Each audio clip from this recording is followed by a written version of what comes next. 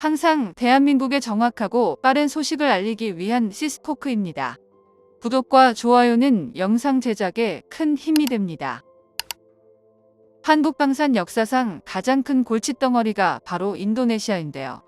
KF-21 전투기의 공동 개발 국가로 이름 올라간 인도네시아는 대한민국을 상대로 거짓을 밥 먹듯 일삼고 있습니다.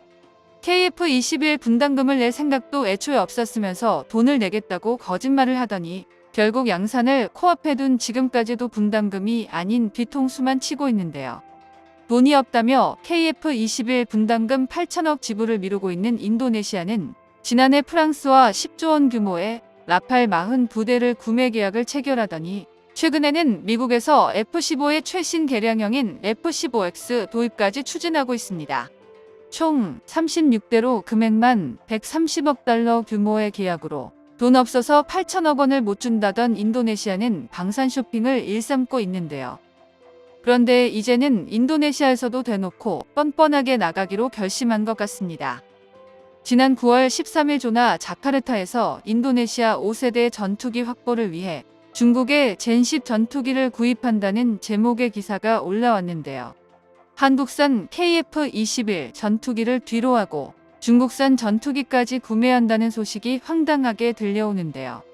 해당 기사에서는 5세대 전투기인 F-35 구매에 좌절한 인도네시아의 해결책에 중국의 젠10이 될 수 있다는 황당한 주장을 펼쳤습니다.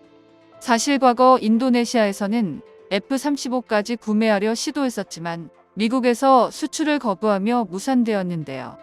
미국이 F-35 수출을 거부했던 이유는 인도네시아를 믿을 수 없었기 때문입니다.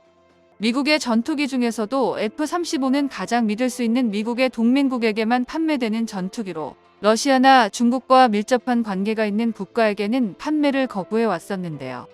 인도네시아는 그동안 러시아로부터 수호이-30, 수호이-27 전투기를 비롯한 수많은 무기를 구입해 왔으며 심지어 러시아군과 합동훈련을 실시하기까지 했었습니다.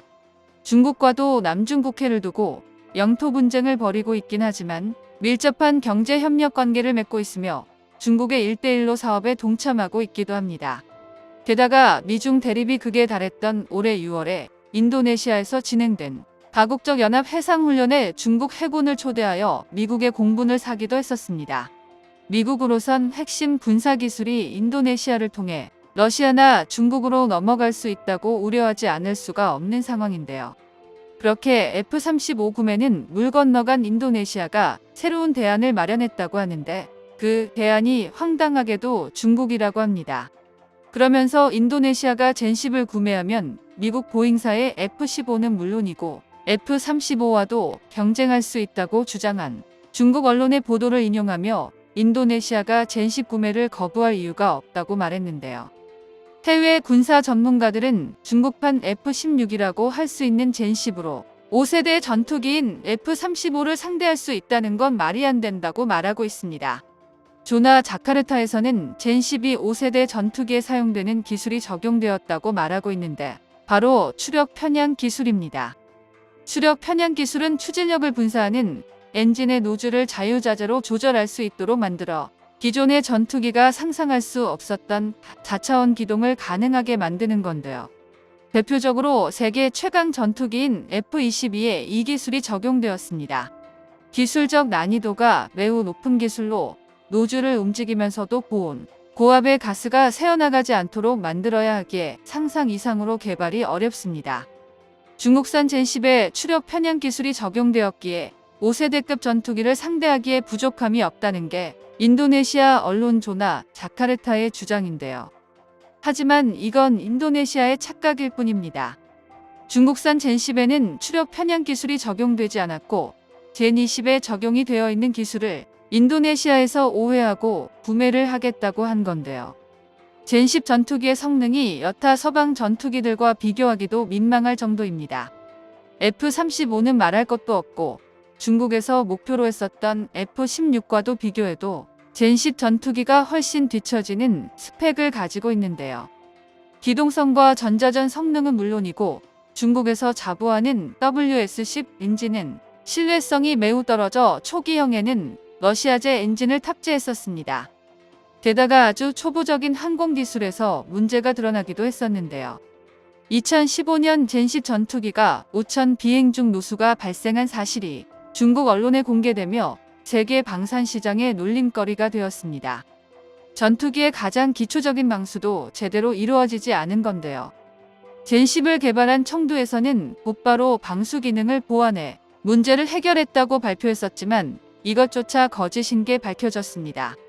젠10을 정비하는 항공 관계자는 전투기 표면에 수분이 남아있지 않도록 마른 수건으로 닦고 있는데 그 이유가 수분이 전투기 기체 표면에 스며들면 내부의 녹이 슬기 때문이라고 했는데 가장 기초적인 방수가 안 된다는 뜻인데요. 군사 전문가들은 중국 전투기는 우천시 작전을 하지 못할 것이라고 비웃기도 했습니다. 게다가 중국에서 젠10의 빈번한 추락 사고를 감추고 있다는 의혹이 제기되기도 했는데요. 인도의 군사 전문 매체 유라시아 타임즈는 중국에서 젠10 전투기 추락은 흔히 볼 수 있는 일이라며 중국 당국에서 젠10 전투기 추락 사고를 은폐하고 있었다고 폭로했습니다. 실제로 젠10 전투기가 허난성 지하로 강에 추락한 영상이 중국 인터넷에 올라왔었지만 당국에서 곧장 영상과 사진을 지워버렸고 중국 정부에서는 추락 사고에 대해 어떠한 언급도 하지 않았습니다. 현재까지 중국에서 인정한 젠10 추락 사고는 2016년 11월 16일에 발생한 고개 비행 추락 사고 단 한 건뿐인데요. 당시 수많은 사람들이 사고를 목격했었기에 인정할 수밖에 없었던 사고였습니다. 이렇게 추락 사고까지 은폐하는 중국이 전투기의 결함이라고 공개했을 리가 없는데 이런 전투기를 사겠다는 인도네시아의 결정은 누가 봐도 이해할 수 없는데요. 게다가 중국 전투기를 도입한다면 F-35에 이어 미국의 최신 전자장비가 탑재된 F-15X 수출까지 무산될 가능성도 있는데요. 현재 인도네시아에서는 F-15EX를 구매하게 되면서 한국산 KF-21 전투기는 해외 판매가 빨간불이 들어오게 되었고 결국 양산에 문제가 생겼다고 보고 있습니다. 그리고 이 모든 문제를 한국이 인도네시아에 기술 이전을 해주겠다는 약속을 어겼기에 발생했다고 생각하고 있는데요. 인도네시아의 주장은 이제 망상을 넘어 경지에 도달한 것 같습니다. 애초에 공동개발 시 핵심 기술에 대한 이전 부분은 존재하지도 않았으며 항공기 개발 베이스가 제로 상태인 인도네시아에게는 전투기를 현지에서 생산하겠다는 것만으로도 굉장히 큰 영광인데요. 그러나 이 모든 것을 뒤집어 엎은 것은 인도네시아이며 그동안 분담금으로 속썩이며 언론을 통해 KF-21 전투기의 성능을 까내리던 걸 생각한다면 지금까지 기다려준 것만 해도 고마워해야 될 판인데요. 이젠 인도네시아가 중국산 전투기를 구매해 미국과 완전히 등을 돌리는 모습을 보는 것도 재미있을 것 같습니다. 정보가 도움되셨다면 구독과 좋아요 부탁드립니다. 이상 시스코크입니다.